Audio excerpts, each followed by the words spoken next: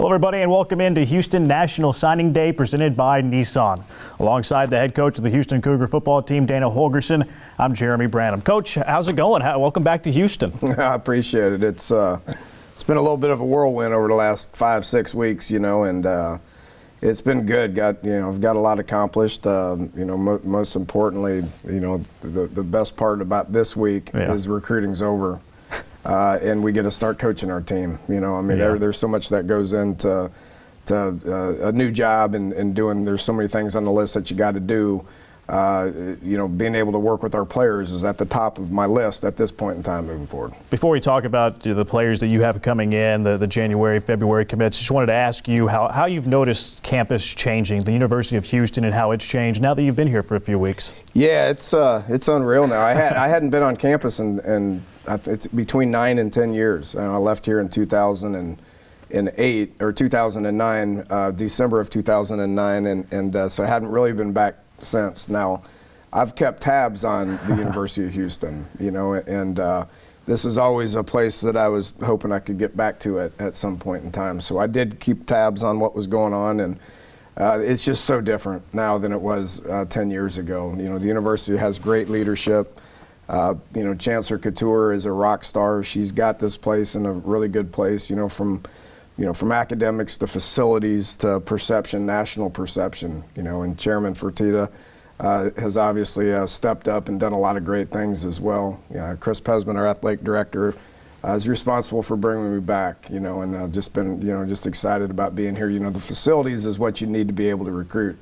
And I know today is all about the recruiting aspect of what we're bringing in to change our team to be able to have as much success as we can, and hopefully in a couple years here we'll be having as much success as Coach Sampson's having over here in basketball. I've been to like 5-6 games so far. Yeah. It's just a lot of fun, so hopefully that's the vision moving forward.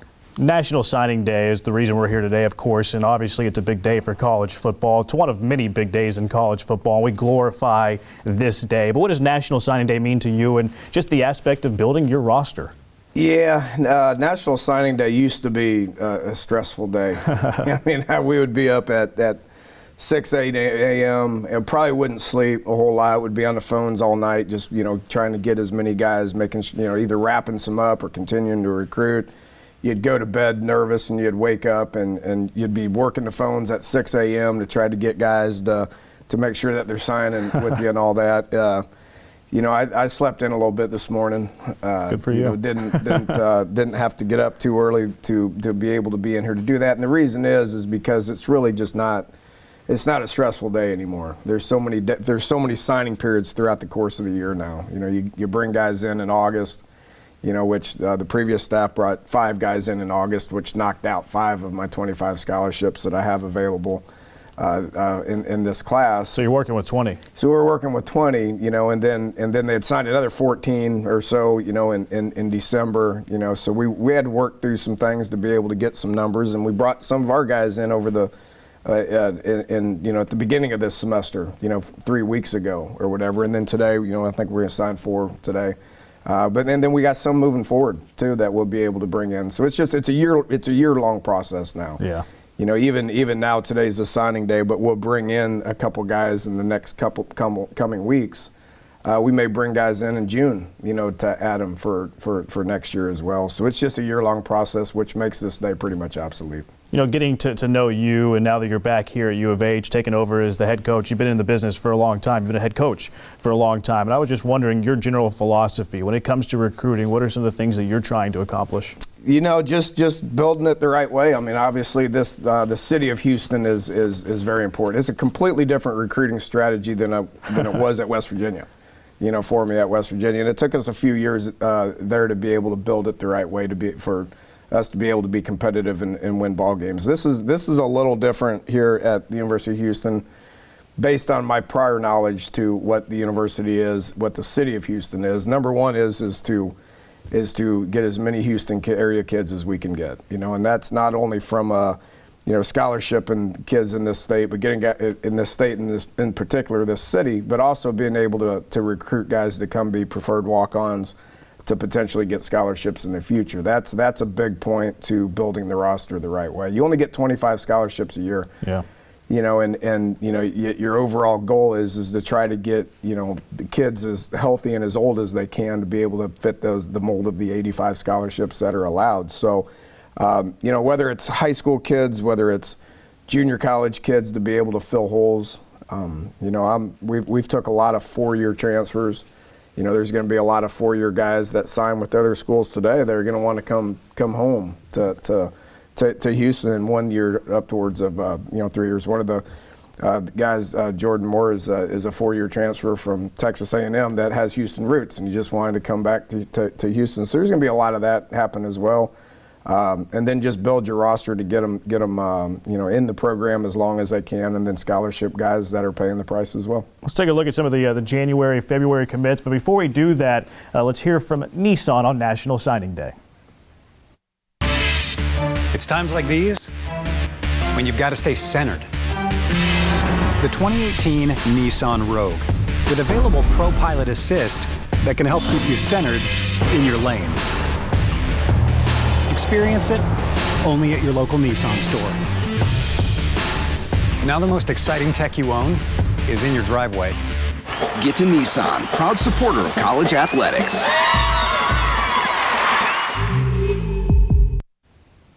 It's Houston National Signing Day presented by Nissan alongside the head coach Dana Holgerson. Jeremy Branham with you.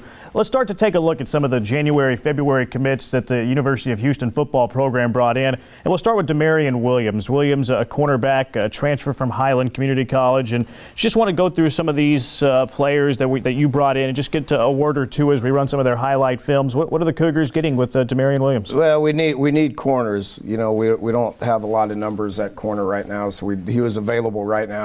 He was a guy that we recruited at West Virginia, Doug Belk, who's my secondary co-defense coordinator and secondary guy, coached corners at West Virginia. He's originally from Georgia, was on our list there, so we kind of had a prior relationship with him. He's available right now.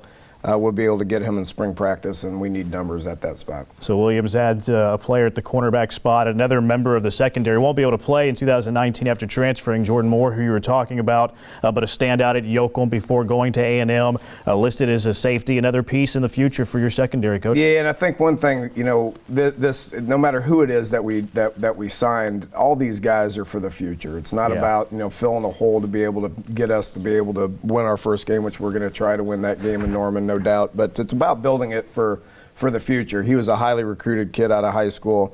There's going to be some things that we're going to try to work. He had to come back to Houston for a reason. Yeah. So there's going to be eligibility questions, which there's waivers left and right with the transfer rules and regulations. That's not up to me. That's up to the NCAA. But we'll file something to try to see if we can get him on the field next year. Couple of players that are coming in with the walk-ons. Logan Holgerson, one player on this list that you know incredibly well. Thabo Waniki, another player that's coming in. And I wanted to ask you about the walk-on program and how that can help the program going forward. Yeah, we're going to recruit guys, aggressively to come walk on here. There's rules and regulations with, if you're on the team for a year, then you can get scholarshiped, and it doesn't take away one of your initials. That's how you build it to be able to keep up there at the 85.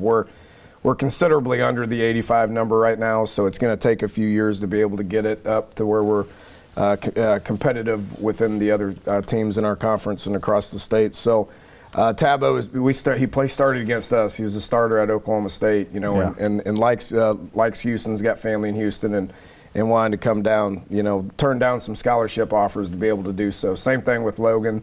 We need depth at high school at quarterback. Obviously we got a couple good ones at the top, but we only got 2 on scholarship right now. Logan, been a coach's kid, so been around the program since he was 2. Understands what things are like. He's a great kid. He's a great student. He's a great teammate. Turned down some scholarships. When I told him we were moving to Houston, he was like, "I'm packed and I'm ready to go." So he's excited to be here. You get to 25 on the normal year. This year you had 20, but how much of figuring out that distribution is we need to fill holes? How much of it is that, each year we want X amount at certain positions? Yeah, we don't really know what our holes are yet. It's going to take a spring practice to be able to figure that out, what the roster is. So we just look for best available players more than anything. Now, at the end of the day, when the 20 that we can sign, the majority of them is going to be on defense and offensive line. So we've already, we signed 4 offensive linemen.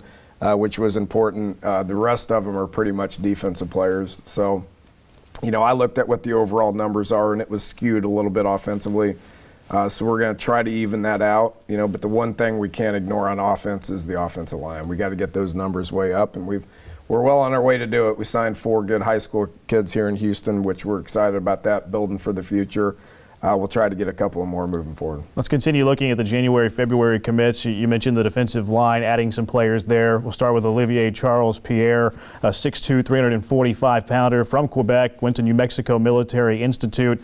You look at that, you look at the measurables, that's a lot of beef, Coach. It is. If you look at this, there's the junior college aspect of this is where we really needed it was up front. And I think we got some really good returning defensive linemen. Okay, obviously wish we could have the Oliver guy here for a while, but that's a whole different conversation. But we still got a lot of D linemen coming back that I think are pretty good players. We're switching to a 4-down front. Okay. So anytime you switch to a 4-down front, you better add more defensive linemen. So we needed more beef. Big O gives at 365's probably a little bit of a understatement at this point in time. He's kind of getting shape a little bit, which is already well on his way of doing that. And then signed a couple of junior college defensive linemen today. Justin Harris was another one that we signed in December, and then we added Taurus Payne too in January as well. So we're probably upwards of about 6 junior college defensive linemen, strictly because we need to get more beef in there because of the system that we're going to play. The trenches on the defensive side, we just talked about Charles Pierre. On the offensive side, one that you got here recently, Cameron Johnson from the Houston area. I mentioned earlier, sign as many kids from the Houston area as you can. He's one of them, 6'4", 290, Shadow Creek High, 3-star prospect across the board, and went to a state championship game this past season in the first year of that program's history. What kind of player are you getting here, and how much do you like recruiting players who are on winning high school teams? Oh, man, that's so important. Shadow Creek's they've only been playing for a year. Can't believe it. And went to the state championship. I didn't even know that school had been built and came back. It was my first stop is when we went down there. And it helped that Brandon Jones, my offensive line coach, had a prior relationship with him. He recruited him for Texas Tech, who's been there and it had a lot going on. He's committed to Colorado at one point. Just a local kid that's from a great family and a great high school program. We got a lot of support down in Shadow Creek. That area down there has exploded now. Oh, yeah. So that's one that we're going to want to be in every year. We know the history of Manville, so that's just kind of in that same neck of the woods right there, and they got really good high school players. And Cameron's going to be a big piece of what we're doing up front in the future. Yeah, Derek King grew up not too far from that area that you're talking about. Bouncing back to the defensive line now, Jamichael Neal, another guy with some size, Hutchinson Community College, but we'll have 3 years of eligibility remaining. So this isn't your normal JUCO, 2 years left. He's still got 3. Yeah, and we recruited that, for on purpose. 3 for 3 junior college players. We've had a ton of prior success with. Justin Harris is another guy that's a JUCO defensive lineman that's 3 for 3. I don't consider those JUCO kids that are filling holes. Yeah. I consider that program building guys that come in with a little bit of experience. Usually the D-line guys come in and they redshirt a year and then they play a little bit as a freshman and then they play a lot. So these are like high school guys to me. They've had experience at the junior college level. Really like Jamichael Neal. He's a North Carolina guy, but the 3 for 3 aspect of it is an important. Elias Bell is a Katrina guy. That usually Katrina kids go to Houston. Right. But this one went to Iowa for some reason. Which I grew up in Iowa, so I don't understand why he did that. But he's a big kid too. That's 3 for 2. So we can bring him in. He's a late add in summer, but if he's not ready, you redshirt him. Only playing for 4 games. Yeah. And then you get him for the next 2 years. So it's all about building that for the future. And our approach with junior college and transfers is probably a little different than most. The last January, February commit I wanted to talk about, Terrell Brown, the high school commit from Harvey, Louisiana, running back to put up tremendous numbers during his high school campaign, signed with you over some big names out of the SEC, Florida and Arkansas. What kind of player are you getting with Terrell Smoke Brown? Yeah, Smoke he was our main target when we came in. We got, Louisiana is going to be important to us. It's going to be an area that we're really going to focus on. Tyron Carrier's from Louisiana. Shannon Dawson's from Louisiana. Hired Chris Scott, who's played at TCU, is at TCU as one of our recruiting coordinators. Zach Etheridge had some experience over in Louisiana as well. So he was our number one target over there. And we need a high school player at that position. You know, we're very, very old at running back. I know there's a lot of scholarships tied in that with the senior class. So we need a guy for the future. Yeah. Really a good kid, really a good player. You know, worked hard to get him, and you know, he's excited about being here in Houston. So those are the look at the January, February commits. One of the things that I want to talk to you about, just in a general philosophy, looking at the roster construction going forward, the redshirt rule. How do you see the redshirt rule being something that you utilize, and how can it be something that helps the program in the years to come? Yeah, we're gonna. It's interesting. You know, I had a player a couple years ago that we had to pull his red shirt after 10 games. You know, he played game 11 because we needed him to play. You know, and then he didn't really play game 12 and really didn't play in the bowl game, and it burned a year. So a lot of NCAA discussions, a lot of head coach meetings when it comes to you know, just let's try to help these kids out. If they're not ready to play, then only play them in a couple of games. If your team needs you towards the end of the year, that's not the kid's fault. So there's a lot of discussion. I love the rule. I mean, we utilized it at West Virginia last year. You know, at the University of Houston, it really hasn't been utilized. The red shirts have not been taken advantage of. You know, almost half our roster has red shirts available, you know, going into the 2019 season. So we use it in a bunch of different ways. Play them early. If they're not ready, put them on the shelf.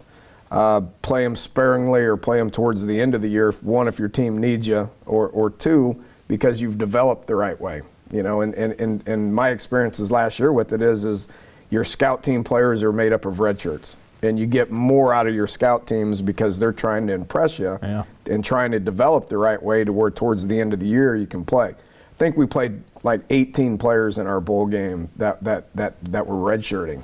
And just that month and the valuable experience for them to be able to get is going to make them better players in the future. Yeah, it's awesome. They get the experience of playing in a bowl game as well. Yep. Spring ball, that'll be here before we all know it. What do you expect for spring ball, and how do you plan on handling that?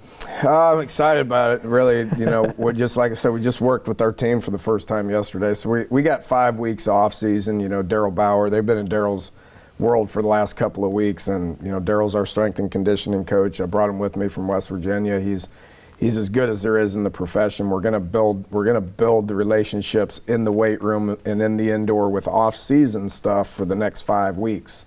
You know, most people will take a spring break. We probably won't. And when we get back from spring break, which is again a month and a half from now, then we're gonna do spring practice. So I moved it way back.